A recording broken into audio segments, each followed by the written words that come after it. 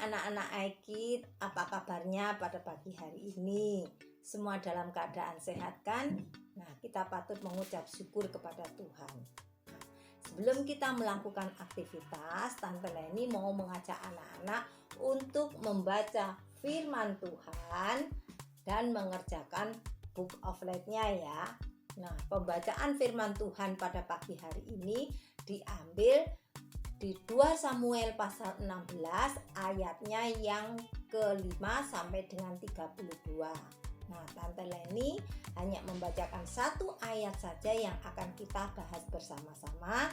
Nanti anak-anak baca keseluruhannya ya. Nah, firman Tuhan yang akan kita bahas yaitu di 2 Samuel pasal 16 ayatnya yang ke-12. Mungkin Tuhan memperhatikan sengsaraku ini dan Tuhan membalas yang baik kepadaku sebagai ganti kutuk orang itu pada hari ini. Di ayat ini ada kata mungkin. Ya.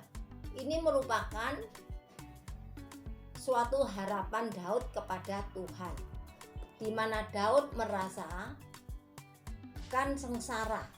Nah, anak-anak tentunya tidak enak ya dikutuk oleh seseorang. Nah, ini terdapat di ayatnya yang ke-5,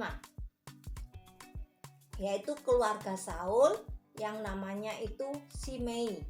Simei ini mendekati ya dan mengikuti Daud terus-menerus. Nah, Simei ini mengutuk, dengan kata lain itu menyumpahi Daud. Bagaimana perasaan Daud sebagai raja? Bahkan dilempari batu. Nah, tentu saja sakit dan merasa dilecehkan.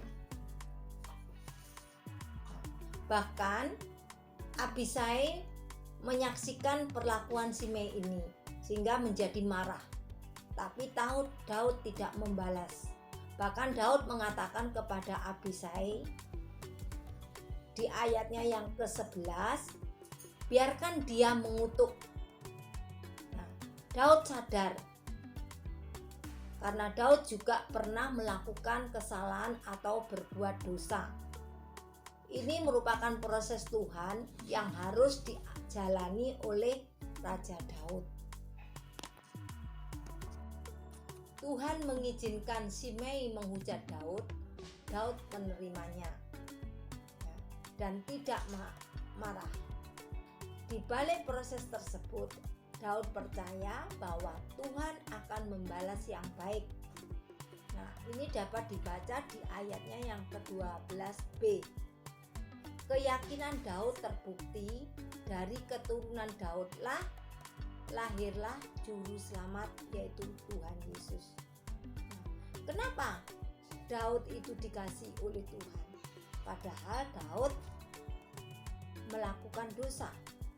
Nah, Daud ini setiap melakukan dosa atau diingatkan, Daud itu terima dan mengakui di hadapan Tuhan.